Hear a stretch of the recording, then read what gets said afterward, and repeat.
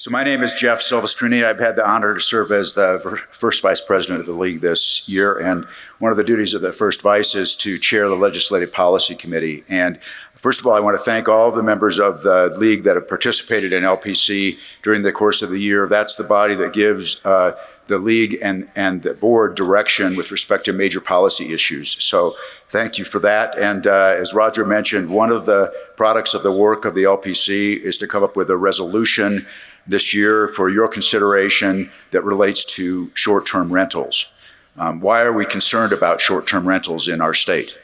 Well, I'd like to share with you, first of all, an email from one of my constituents whose name was Tina. Mayor Silvestrini, I am very unhappy that Mill Creek allows nearly anything to be okay in my area. My neighbor is operating a small hotel serving 16 people next door. We've lived here for years in a quiet circle that becomes a disaster for snow removal and noise. There is nothing we can do but wait and call the police anytime there are too many cars or noise. Every time. Quality of life for taxpayers? What is your thought about allowing this? I hate the police being the only answer the city leaves us. And basically, she says, this is unbelievable. So short-term rentals are not only problematic with respect to our ability to regulate them under current state law, because they create issues with respect to crowding, traffic, noise in our communities. But they also have an impact on affordable housing in many of our communities. And as Mayor Ramsey and I have traveled around the state, we heard from communities where they've said that as soon as a house gets built, it's operated as a short-term rental so that our kids and grandkids can't afford to buy it. And so there needs to be a balance here. Clearly, short-term rentals have value. I like to stay in them when I travel, but they also do present issues with respect to our attempts to accommodate the growth in our community, from large communities down to the very, very smallest communities in our state and tourist communities, because they interfere with our ability to provide workforce housing and other affordable housing. The resolution that we're going to present to you today for your consideration gives the league direction to approach and negotiate with the legislature for some changes. It's relatively general, but we are hoping that we can improve the abilities of municipalities to enforce short-term rental ordinances, to collect tax revenue from that, because they do create burdens that require us to spend resources on extra policing and code enforcement issues, and also to figure a strategy so that we are not eating up all of our affordable housing with them. The Kem Gardner Policy Institute has conducted research on this issue and has basically collected data that shows that this is an issue that we need to consider in our community. So the resolution that we are putting in front of you has been out there in Friday fax emails for weeks, and it's on an attachment on the CVent app. And it is also on the email summarizing this conference every day. And I'm happy to, well, let me say this, I'm not happy to read it, but without objection, I won't read it so that we can consider it. So I'm not seeing an objection to reading it. If that's the case, then basically I think that you can review it. The resolution just basically empowers the league and our officers and our staff to engage with the legislature to talk about this issue and give us some better enforcement authority and better ability to collect short-term or transient room tax on these rentals, and to find a balance on this that will preserve affordable housing. So with that, I will look for a motion to approve Resolution 22-001 on short-term rentals. Okay, I can see Councilmember Jackson from Mill Creek either moving or seconding. I didn't see who else moved. I'll move. All right. Is there any discussion on this motion to approve this resolution? Seeing none, then we'll call the question. All those in favor of the resolution, please raise your cards to signify a yay vote. Okay, and are there any opposed? I know what Mayor Ramsey's been talking about the entire time of this convention, but I'm not seeing any cards raised. We have one opposed? Oh, we have one opposed? Oh, okay. All right, then without objection, the chair's prerogative, the motion carries, and I thank you very much. Okay. Perfect.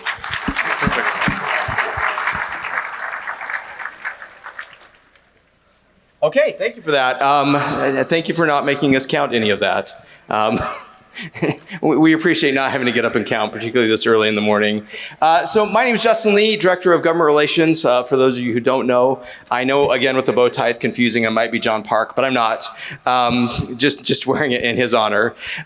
So it's time to talk a little bit about legislative preview, what's coming up. But before we get to that, there's some news. But first, the news. We already talked about a lot of programs. There's a few more programs, a couple other things that I want to put on your radar. First one is an audit, which I know everyone is going to be really excited about. That's our favorite thing. The Legislative Auditor General has been tasked with doing an audit about cybersecurity. Now, this is a very broad audit. This isn't directed just at local government, just at cities and towns. This is looking at the legislative branch, the executive branch, judicial branch, and local and interlocal entities. They're doing a very broad-based look at what our cybersecurity looks like in the state. They will be doing some vulnerability assessments that are randomly then they will randomly select some other cities, some other entities that they may reach out to. So if you're really lucky and you get reached out to by the Legislative Auditor General, just want you to know what that's about. It's not directly looking at cities, it's looking at what does our cybersecurity posture look like in the state in general. There will be some emails coming out about that in the next couple of weeks, but just wanted to put that on your radar before we got there. If you're not in Salt Lake County, you can totally just zone out for the next minute and a half. I apologize for that. But Salt Lake County took some of their ARPA grants and has created a grant dealing with meaningful water conservation projects. So this is available only to municipalities in Salt Lake County. But you can see there's certain criteria: further adoption of meaningful water conservation goals, plans and initiatives, implementation of water efficient landscaping and ordinances, lawn conversion projects. There will be an email coming out next week that will give you more information about what that grant looks like. We'll just be sending that out to Salt Lake County. So I apologize that's an area specific thing, but for those people in Salt Lake County, this is a good chance to get some funding to help with water conservation projects. On that note, with your materials that you got when you checked in, you probably saw a flyer or may have seen a flyer about the H2O Collective. This is part of the conversations we've been having. This is with Prep 60, which is the 4 largest water conservation districts, an initiative with us working with Prep 60 and the League, trying to get information out there about water. Many of you are familiar with the Luau website and a lot of the land use and the training and the information out there. We're working on getting more information out there, best practices dealing with water conservation. And so that's what that's about. More information coming on that and on the website, but things moving forward on water. So that was some news. Back to legislative issues. 102 days until the legislative session starts. When I made these slides, it was 104 days. And for Phineas and Ferb fans, that would have been a cool song. But didn't have that, so it's 102 days. Session runs January 17th to March 3rd. There are 636 bill files already open and requested by legislators. I'm not making that up, 636 as of a couple of days. I just heard Mike say none of those are his, Mike Winder. Congratulations on that. 203 in the Senate, 433 in the House. There are a couple of senators. One of them has, I think, 27 bill files open. One of them have 28. I already ran into them and gave them a hard time about that. Asked them if they just wake up in the middle of the night and open bill files. And they said yes, basically. If I have an idea, I just open a bill file. And then I just want to remind everybody about how many bills have been passed the last few years. 2018, we had 533 bills passed. That's 533 ways that our state, I'm sure, is a better place to live. But there's a lot of legislation coming. There's a lot of discussions coming, and there are a lot of issues that we, as always, will need your feedback on. I'm not going to spend a whole ton of time talking about all the issues that are coming up. We've had a lot of discussions about those. I just really wanted to make a slide deck to freak everybody out about how many issues there are coming up. Airport zoning, grandma water, housing, noticing, elections, and if we're really, really lucky this year, feral cats will come back. For anybody who remembers the feral cat bill, that Twitter account is still active and in fact tweeted out just about a month and a half ago. So Snowball is still out there. If you are not aware of the feral cat bill, just go Google it. It was entertaining one session, or not. We want to talk legislative strategy for just a second here. So I've got my friend, the Count. I brought him back because you may not know this, but the Count is not only really good at counting things, he's also just a stats and math wizard in general. So we're going to talk about stats for just 1 second. I've got a coin here, which of course I dropped immediately because that's what I was afraid I was going to do. I have a coin here. It's a coin from Layton. So even though we got your name wrong behind us, I got a coin that has your name right. So thank you, Mayor Petro, for that. When I flip this coin, what is the likelihood that it comes up heads or tails? What's the stats on that? What's the percentage chance that it's heads or tails? It's 50-50, right? Okay, someone said it's 100%, and that is actually correct. It is a 100% chance it will come up heads or tails. So thank you for that. Someone's so smart. But 50% it comes up heads, 50% it comes up tails. If I flip it again, does that change? 50-50, right? Heads or tails. What happens if I flip it again? Have the stats changed? No, it is still 50-50 every time. And the reason is the coin doesn't have any memory, and the coin does not care who is flipping it, okay? It's always going to be 50-50. When we're talking about legislators do have memory, and they do care who's flipping their votes. So when we talk about a lot of things, when we're talking about legislative strategy, we have a lot of policy discussions, and we want to talk about them as if it's a science.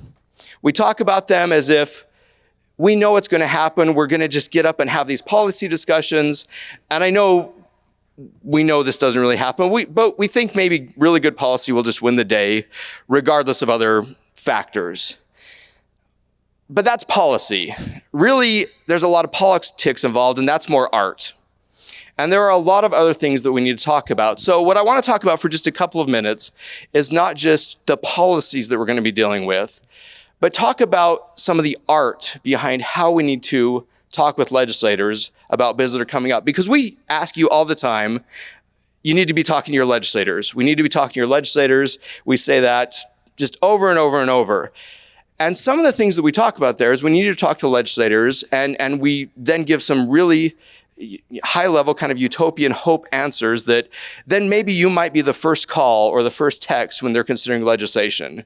Or maybe then when you talk to your legislators and you get to know them, they'll listen to you every time you call. But we know that's not what really happens. We know that they don't always listen because, again, we're dealing with personality. So a couple of caveats before we move forward. One, if anybody texts a legislator and tells them that I compared them to a Muppet, one, that's probably okay. Just don't tell them which specific one, because I'm not naming names here. Two, even though there's going to be some fuzzy caring Muppets here on the screen, this is a serious thing. We need to think about how we deal with people. It's not just fuzzy and fun, and not just because I was bored when I was making my slide deck. I could have put lots of different characters up here.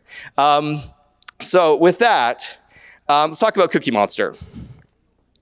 If Cookie Monster is your representative, we know how he's going to vote on cookie issues. He is all in on cookie issues all the time. Vegetable issues, we have to work a little bit harder. We can probably get him there. Over the years, he's gotten a little bit better about vegetables, but we need to work him a little bit on those. But cookie issues, we know where we're at. One of the realities is if Cookie Monster is running a cookie issue and we don't love it, but he's also maybe the key vote on a vegetable issue that we really, really need, we might have to deal with a slightly not great cookie bill in order to get the really, really good vegetable bill. That's some of the political reality when we're dealing with that stuff. But Cookie Monster's pretty straightforward. We know where he's at. Oscar doesn't even want to talk to you. I'm sorry if he's your rep. Oscar, you text him and he just says scram, slams the door and goes away. Now we know he's big on landfill issues, but he's just kind of a grump. So strategically, we may just not spend a whole lot of time on Oscar. There's some other people. We got Bert. Bert's pretty happy in this picture. It's a good headshot day, but Bert can be pretty grumpy too.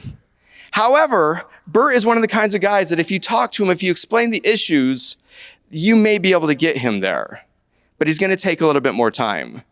Now, the trick really with Bert, though, is that you got to know his best friend, Ernie. Now, if we can get Ernie, we're going to get Bert.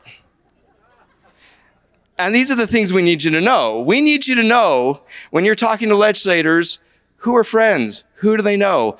Who do they like on your council and who do they maybe not like on your council? Who is the best person to go talk to them? So when we say things like, please go talk to your legislator, if they hate you, please don't.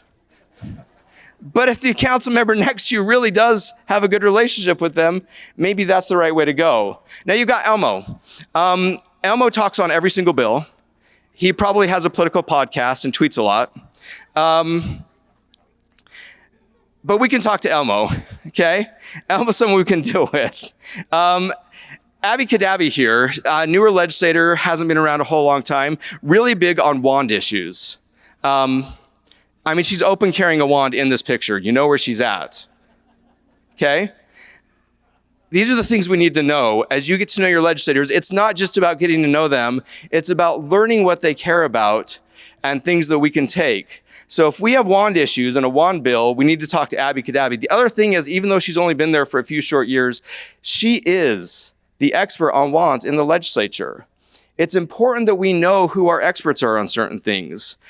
If we need to talk to somebody about RDA, we need to go talk to Wayne Harper. He's our guy. I know he's not a Muppet, but we need to go talk to Wayne Harper about it. If we're going to talk about water, we would have talked to Tim Hawks, but he's leaving us. We would have talked to Joel Ferry, and we'll still talk to him, but just in a different capacity. Some people have expertise, and when we know who those people are, that helps us out. So as you're going to go get to know your legislators, again, it's not just about convincing them, it's about information gathering. There are some newer ones. We got Rosita here. Rosita's pretty new. She came in on a vacancy. She hasn't run for election yet. We don't know where she's at on a whole lot of things yet, but she seems pretty friendly. And fun fact, she used to be a city council member. So that helps us out, and that's an in. I only have a couple more. So Ernie's back again because he's got an intern. And Ernie's intern is good in. If you know the interns during the legislative session, that's also very helpful. But guess what? If you already know Ernie, we don't have to go through the intern. That will be even faster for us. And then finally, we have a whole cast of characters here, and I don't know any of their names because they just got elected. They're brand new to our Sesame Street legislature. But as a reminder, ballots are going out in about a week. We're going to have a whole host of new legislators coming into the legislative session, and we don't know them yet. You might know some of them. So just one more ask that as people are running for office, I say this a lot, but I'm going to say it again. As you know, when you're running for office, you want to talk to people. That's a time you want to talk to people. I know you still want to when you're in office, but not quite as urgently sometimes. This is the time to go get some of these new legislators. Go find out who they are. Go find out where they're at on some of these issues so that when we get to the legislative session, it's not just about reaching out to people to get them to flip votes one way or another, but it's also helping us know who we're dealing with so that we can have that strategy. So with that, I'm going to turn it over to who I've been informed is my favorite colleague, Rachel Terry, to talk about a couple more things.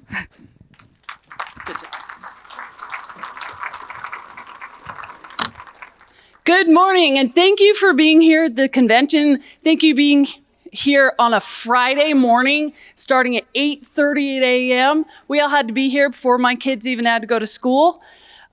We have really enjoyed having you. We appreciate your continued support. I've really enjoyed interacting with you in the workshops and in the hallway. Thank you for coming and talking to me. I love engaging with you, learning about your communities, learning about what challenges you have, what your needs are, what's going well in your cities, and what you need from us to help it continue to go well. Over the course of this convention, if we had a drinking game where you had to take a shot of Diet Coke every time someone said growth or fastest growing state in the nation, we would all be super buzzed on caffeine and aspartame. So naturally, what I'm going to talk about for 2 seconds is growth. One of our core values at the League is collaboration, working with state and local and private partners to be able to provide to you as our city leaders what you need to succeed. I'm going to highlight 3 of the projects that we're working on right now that we hope will be a tremendous asset to you in your cities. The first is Guiding Our Growth, a statewide conversation about Utah's future. The legislature, okay, so I've said growth twice now. I hope you all have your Diet Cokes. The legislature set aside money to start a statewide conversation about growth. And this effort is being spearheaded by the Governor's Office of Planning and Budget. We are partnering with them on that project, along with Wasatch Front Regional Council, the Utah Land Use Institute, Envision Utah, the Utah Association of Counties, and probably someone that I'm forgetting. But this is an initiative to engage with you, our grass tops, and with your residents, our grassroots. The point of the initiative is to support you and learn what we need to know to help you in your efforts, whether you're a rapidly growing city or a city that's not growing at all. This is a conversation so that we can all go from the same baseline of facts. There will be 2 parts to this. One, where we engage with residents. There will be open houses, online surveys that will be led primarily by Envision Utah to not only educate your residents, but also to hear from them. This is supposed to be a true conversation where they tell us, this is what I'm worried about. This is what I want to maintain in my community. This is what's important to me. Then there's also the engagement with you as our leaders, our grass tops, and that will be through a series of workshops. We've already had one in Weber, Davis, and Tooele counties. There will soon be workshops in Utah, Salt Lake counties, as well as the Wasatch Back. Those will be happening over the next few months. We hope you'll come. We hope you'll engage. We hope that you'll tell us, like, this was helpful, this wasn't helpful. That helps us to know how to better engage with you on, wait for it, growth. Okay, so the next project that I want to talk to you about is one that I'm particularly excited about. It's not that one.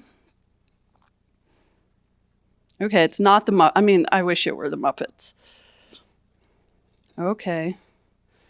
It's fine. I know how to use clickers.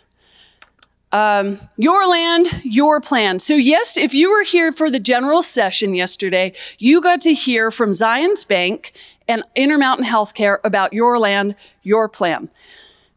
You may or may not realize it, but you as cities, you're landowners. You own lots of land. You probably even own land you don't realize you own. Hopefully someone in your city knows that you own it, but you may not be utilizing it to its full potential. So what this initiative is Zions Bank and Intermountain Healthcare has provided us with funding so that we can provide a robust educational opportunity and platform for you to learn how to better utilize the assets you already own. And not only better utilize what you own, but also how to partner with the property owners within your city to make something even better. Maybe you have a parcel next to an IHC parcel that would work great to connect some trails. Maybe you put housing on that parcel, and you not only put housing on that parcel, but you don't just sell it. you put housing on it, and you lease it so there is ongoing revenue source for your city. There are things you can be doing that will provide for healthier communities and a more fiscally stable community. That is what we're trying to do. Our first session is January 9th. Please go online to our website and sign up for that. We'll be sending out more details. We want you to really come to this and be excited to learn. Some of our partners are Urban 3 and Chuck Marohn. Chuck Marohn who was the keynote yesterday. And I mean, between Urban 3 and Joe Minicozy and Chuck Marohn, they're like, I guess, like the rock stars of land use planning, if that were a thing. And the final thing I want to tell you about is shared local administrator program. So the majority of the cities and towns in our state do not have city administrators. And yet they have the same obligations, the same challenges that our larger cities have, but they don't have the resources to address them in the same way. So we've been working and collaborating with our partners, the associations of governments, with the governor's office, with the Utah City Managers Association, to try to find solutions to give our smaller cities and towns more resources. So what this program would look like is there would be some anchor administrators at the league, and then we will hopefully be able to place city administrators within each of the AOGs to help our cities that do not already have administrators to be able to do some of the things that they need done. Whether it's planning, whether it's budgeting, whether it's just how do we go from here with this project to this place? How do we find grants? How do we create the sort of economic and other opportunities that we want to have in our cities? This is something that the governor has expressed support. This came through the Utah UEOC, Economic Opportunity Commission. There are so many acronyms in this space. If you are a newly elected, let's talk. AOG, COG, blah, blah, blah, RTZs, TRZs, TNTs, RIFs.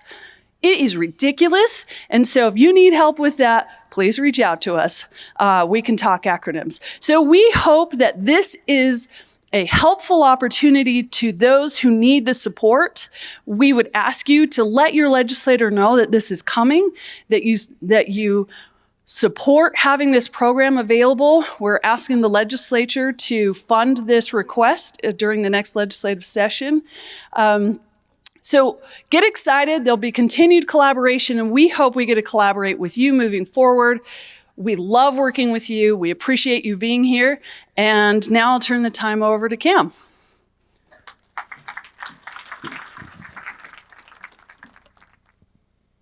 The first thing I just want to do is say thank you to the league staff. You can see from Justin and Rachel and Molly and Carson and Roger and John and Liam and Nick and Angela and Katie and Susan and Meg and John Oliver and John Park and everyone else, Todd Godfrey. I mean, the list goes on of the great team that we have here at the League of Cities and Towns that wake up every day excited to serve you, to help you in turn serve your community. So can we just give a round of applause to the team for the great work this week?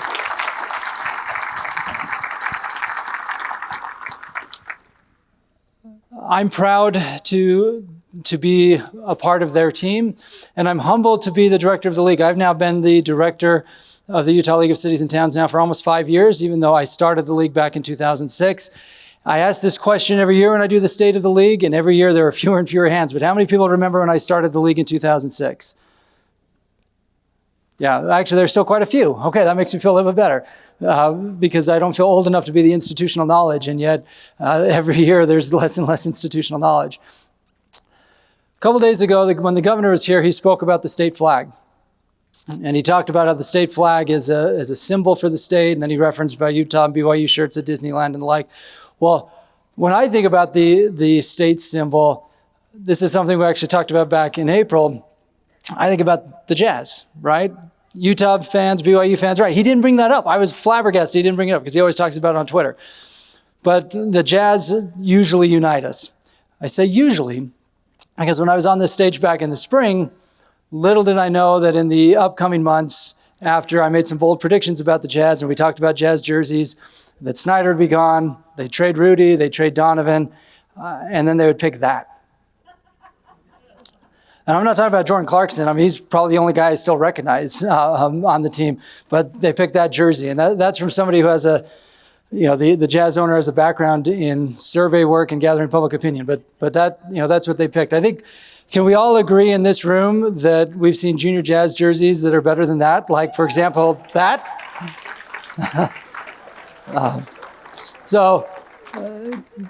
Clint, I saw you walk in. Clint, where are you? There you are, Clint. Do you know who those two guys are? I thought if anybody in the room would know it, either be you or Roger. But Clint from the Layton City Council. It's Flying Brian Russell and Blue Edwards. And actually, that very day, I got dunked on by Blue Edwards. I'm actually quite proud of that. But he asked if anybody was willing to play defense against him. I said I was. He juked me one way and dunked on me the other. It was good preparation for life in politics. But I think we can all agree that we love junior Jazz jerseys. We're not so sold on the new Jazz logos. But the reason I bring it up is when we think about the state flag and the effort underway over the last few months, I applaud state leaders for their efforts to gather feedback from the public and talk about the symbolism and seek a flag that will bring us together. Because in many ways, what they've been doing through the course of the state flag process is what you do every day at City Hall. You listen to residents, you plan your communities, you're thinking long-term about how to unite your communities. So in many ways, what they're doing with the state flag is what you do every day. And I just want to thank you for that work that you do. I don't think there's ever been a tougher time to be an elected official. I've always admired Teddy Roosevelt, and I've always appreciated this quote. I'm not going to read the whole quote, but it's the man or woman in the arena. And in this quote, he has pretty harsh words for those who are armchair quarterbacks. He has pretty harsh words for those who are critics. And really, as I read this quote, he's talking about you, because you're the ones who are responding to emails at midnight. You're the ones who are in council meetings until 11:59, and then you start responding to emails. You're the ones who are listening to neighbors. You're the ones who are trying to think about what your decisions today mean for your community's future. And you're the ones who embrace the opportunity to serve even when it's difficult. And so you're the ones who are actually in the arena, and we as a team here at the Utah League of Cities and Towns salute you. What's crazy about this quote, as I was rereading it preparing for the conference, is he gave this speech in Paris in 1910. For those of you who may not know when the internet was actually created, 1910 was well before the internet. It was well before social media. It was well before trolls. And yet the statement he was making then is even more true today in 2022. So thank you for your dedication, for your community service. It is worth it. Utah's the best place to live in the country because of you and because of your efforts. So remember that next week when you're in council meeting and you're getting yelled at by residents and you're grappling with really difficult decisions, remember that it's because of your service that Utah is such a wonderful place to live. Now, it's been referenced a few times over the last few days about just the rancor in politics, and also the fact that the league has a seat at the table for a lot of big policy discussions. This was a wonderful event. It was the first time it's ever happened. Many of you were there, or your mayors were there. We had over 100 mayors at the governor's mansion last month. But I want to tell you how actually I started the month of August. So this is how we ended it. But I started the month of August meeting with state league directors from around the country. We do that every year. We share best practices. We learn from each other. And during that conversation, one of my fellow state league directors asked how many leagues cannot get an audience with their governors. How many of your governors essentially view cities as obstacles and won't even meet? And what was staggering to me is that over a third of the hands went up. I looked around, frankly shocked. In fact, I texted a couple of friends from the governor's office and said, I just want you to know what's happening in state houses around the country. And then I raised my hand and I told the other state league directors, not only does the governor actually talk to us, he's coming to our convention next month. We meet regularly with his staff. Our officers meet regularly with him. And he's hosting 100 mayors at the mansion later this month. And then it was their turn to be shocked, because that sort of collaboration and that sort of unity and that sort of joint purpose is rare nowadays in politics. And we still have it here. And let's make sure we keep it. And that's imperative on all of us to, even when we disagree on items, that we're not disagreeable and that we work together for those common goals. And I can assure you, and I'll talk about this actually in a few minutes, there are times we disagree with the governor. There are times we disagree with House and Senate leadership. But we're all working toward shared goals and shared objectives, and that is in part what makes Utah special. So why do we do what we do for you? Well, really, it's simple. We do what we do so you can do what you do. We advocate for you at the Capitol. We give you opportunities to engage with each other. And then we make sure that the proverbial trains run on time within our operations. And our board of directors, which consists of mayors and council members from across the state, has given us some strategic goals and organizational goals that we strive to meet. So part of my objective every year in this meeting is to report back to you.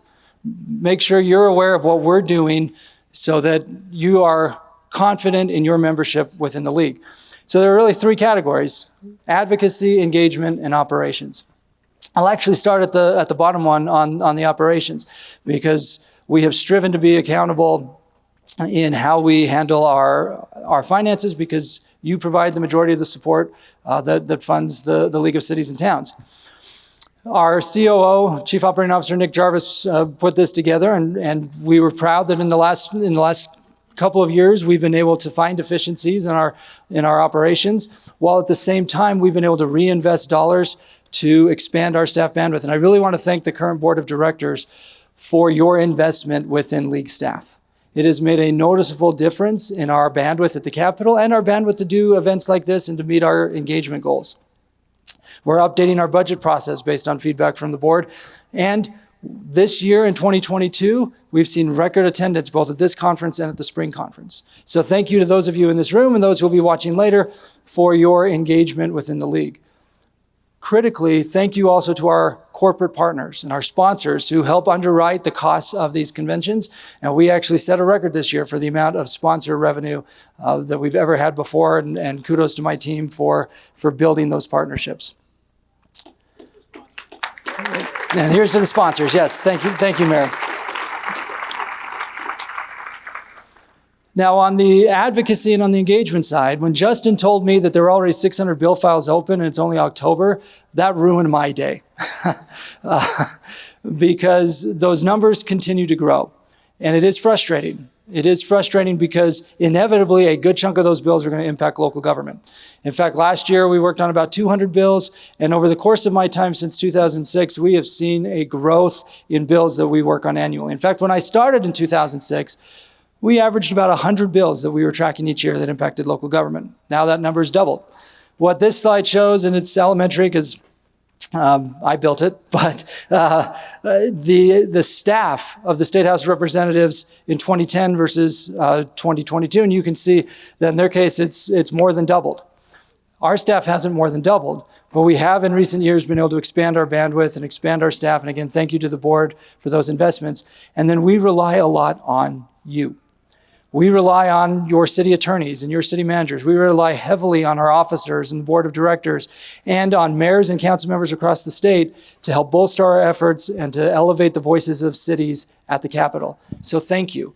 And you'll notice on that previous slide when I talked about, actually 2 slides ago, we talked about engagement. This past year was the first time that we set some strategic goals around that piece, about how do we make sure that we're engaging the membership at the highest possible level in advocacy, but also engaging the membership on conferences and trainings and ensuring that they have good return on investment. We'll be sending a survey later today in Friday Facts and through the app to get feedback about the conference. Give us that feedback. When we got the feedback from the spring, our team went through it to analyze which areas we could improve and what sort of programming we needed to do. And in fact, in part because of that feedback, we've now created our Lunch with the League webinar series so that we can offer more programming through the year via those webinars and get you more resources regardless of the size of your community. On that advocacy side, you've heard a lot this week about the Unified Economic Opportunity Commission. In fact, Rachel was just up here, and I'm thrilled to have Rachel as our deputy director. She was talking about the shared city administrator. We ran that through the Unified Economic Opportunity Commission, and the governor loved it and spoke highly of it in the meeting. In fact, Mayor Ramsey, that was one of the nice parts of the meeting, right? But that was an idea that came from a mayor of a town, less than 1,000 people, who called me and said, we have all these challenges. What can you do to help? That conversation then spurred conversations with several associations of government, with the City Managers Association and others, to where now we've put together this shared city administrator proposal, and we've brought it forward to the UEOC, and we hope we'll be able to get it funded this upcoming legislative session. Another idea that came from you. Within the Unified Economic Opportunity Commission, there's been a lot of discussion around transportation infrastructure funding.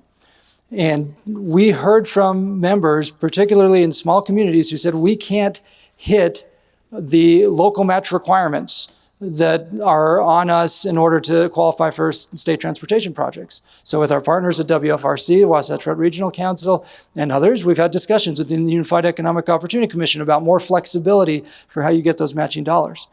Those are the types of things that don't necessarily make headlines, but it's the sort of advocacy we're doing behind the scenes all the time for cities of all shapes and sizes.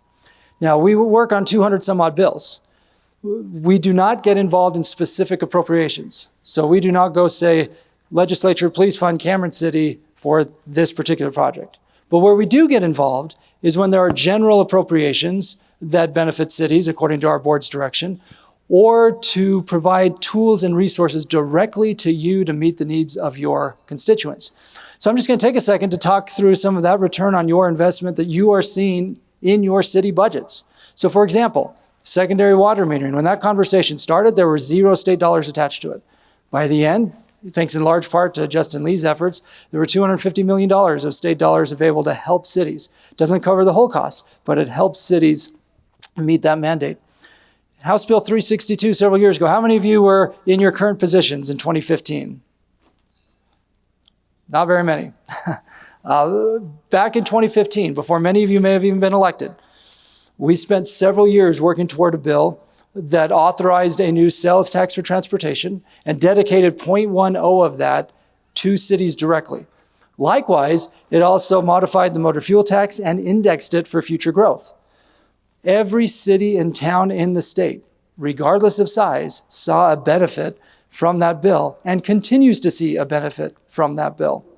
In fact, you can see that in the amount of money that's gone to cities to date since the passage of that bill, cumulatively is more than $400 million that cities and towns have for transportation infrastructure.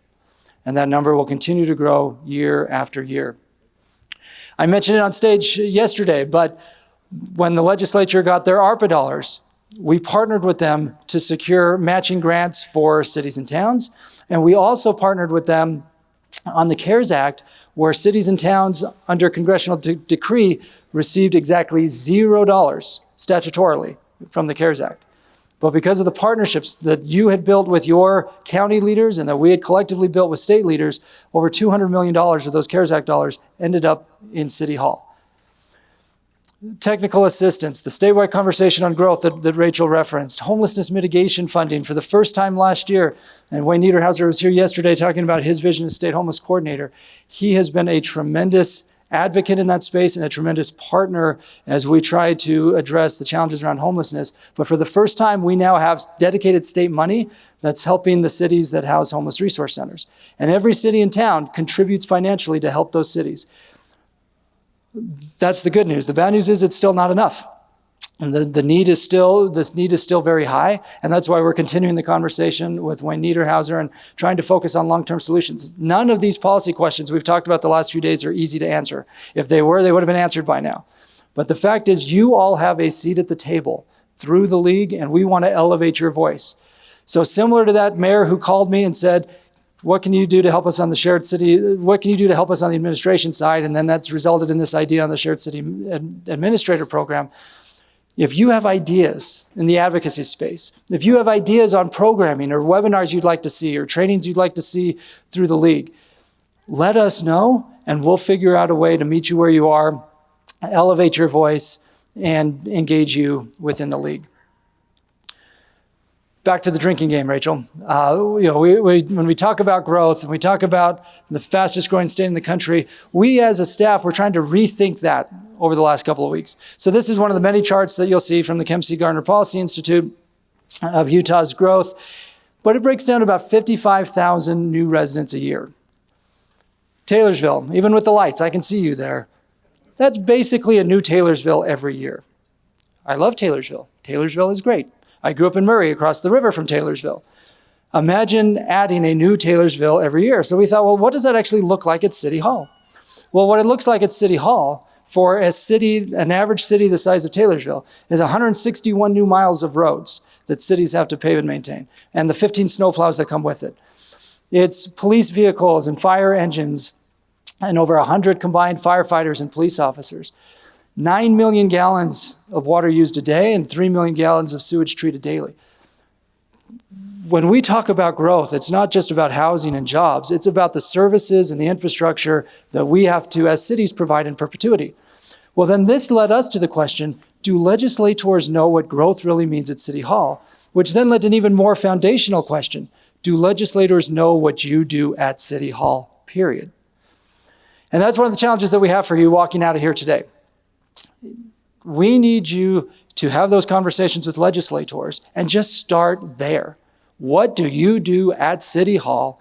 How does it impact the quality of life of your residents? And how do you provide that 24 hours a day, 7 days a week? So here are the 3 quick, easy things that we're asking of you. This is your homework after this conference. One is to use us. Give us feedback, engage with us. And if you want to have a meeting with your legislator and you don't know where to start, give us a call. So I'll give you an example from just last week. We had 5 cities in southern Utah County who got together and did a Zoom call with Representative Stephen White, who is the co-chair of the Commission on Housing Affordability. So you heard from Senator Fillmore yesterday. He's the other co-chair. Representative White met with Orem, Provo, Mapleton, Springville, and Spanish Fork. And then my team and I were on the call as well. We spent over an hour talking about how those cities were planning for growth. And the representative said, really? I didn't know this. This is terrific information. Are other cities doing this too? The answer is yes. But the legislators don't know unless we tell them, right? We have to tell them. So that gets to number 2, tell your city's story. And it's not just about growth. Tell your city story, period. Tell them about the infrastructure challenges you have. Tell them about the need that you have for certain funding. Tell them about challenges in public safety. But make sure they understand what's happening at City Hall. And then the last thing, and this gets back to Sesame Street from earlier, I'm probably one of the few people who did recognize every Muppet from Sesame Street because I have a 2-year-old and a 4-year-old. But if you've got the new Muppets from Sesame Street, if you have new legislators, now is the time to start building those relationships. So when you get to the session, they already know who you are. They'll already take your phone call. And when good bills come up or bad bills come up, you're ready.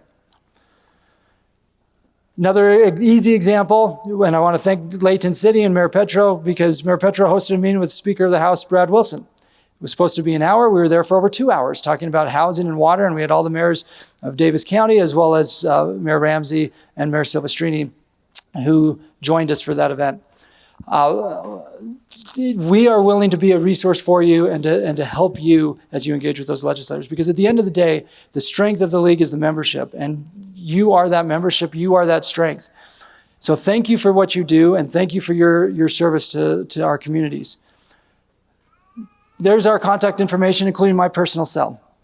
So please reach out at any time. Those are our executive team members, and then some key upcoming dates. But you truly are the strength of the league. Thank you for the service that you provide to the league and the service you provide to our communities. And there's really nobody in my mind this past year who better embodies that than Mayor Dawn Ramsey. And so as I wrap up, I want to thank Mayor Ramsey for her service. And you're going to see some photos pop up here in a moment. But I've had the great privilege over the last year, as she served as president, to accompany her around the state, to spend many hours at the Capitol together. In fact, some of my favorite texts from Mayor Ramsey usually start with, I've got a gap of time to talk at 10:30 p.m. Great, let's touch base at 10:30 p.m. She wears many hats. League president, obviously. Mayor Sal Jordan, obviously. But also mom, grandma, BYU student. I'm wearing my Utah tie, but Yes, you're welcome. You're welcome. But BYU student, school advocate, city champion, even with as triple booked as her schedule always is. She was always there for even this year with all of the obligations she had. She was always there for cross country meets for kids. She was there for all of her city responsibilities, all of her league duties. I appreciated her desire to meet with as many of you as possible over the course of the last year, and we crisscrossed the state together. And probably my favorite moment actually from all of that was we had a meeting fall through. We were down in Garfield County. We looked at the clock. We said, well, I think we have enough time. Do you think we have enough time? Yeah, we got enough time. So we skipped lunch.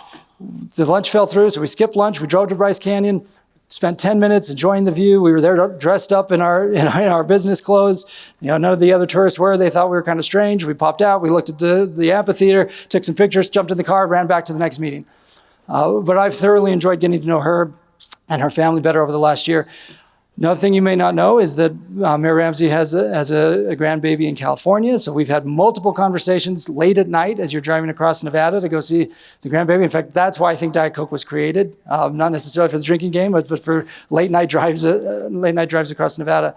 But I think it's also important to know that Mayor Ramsey was able to spend Local Officials Day with her kids, which was awesome, while also advocating for us. And she's willing to say what needs to be said. Another one of my favorite moments was when we were having a pretty heated discussion with the governor's staff, and the mayor expressed her disappointment in the governor's position on a bill. That next day, the governor was on the phone with us explaining his position because he had heard that Mayor Ramsey and the league were disappointed on the position. She's also spoken truth to power in other ways. In fact, there are times at the UEOC where she's been the only no vote because she knows that cities were opposed to something. And so even though the governor, the speaker, the Senate president, others all voted yes, she voted no so that we could keep the dialogue going and get ourselves to a better place on it. The last thing I want to say about Mayor Ramsey is this. Mayor Ramsey treats everyone with respect, treats everyone with kindness. She's been a mentor to me. She's been a mentor to many of you. I've been there with her when she's taken phone calls to help mayors and elected officials through sticky situations. She's taken great interest in my family, which I appreciate. And she and I were in Washington, D.C. in the spring for the National League of Cities. And as we were going from point A to point B, she remarked to me how it was just this incredible experience to know that not that long ago, she was a member of the PTA, and now she was the president of the Utah League of Cities and Towns. And she said, it's such an honor, and I want to make sure I take full advantage of this opportunity.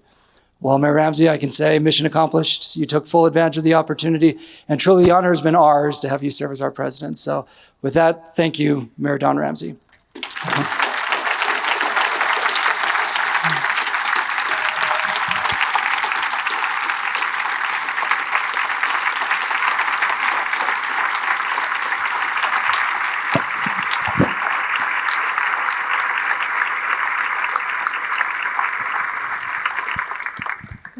Because of people like Mayor Ramsey, because of people like Mayor Silvestrini, who I'm excited to have serve as president and who has already dedicated considerable time and effort on behalf of the league. And thank you for the time to date, and thank you for the time to come. And Leslie, thanks in advance for sharing him with us over the next year.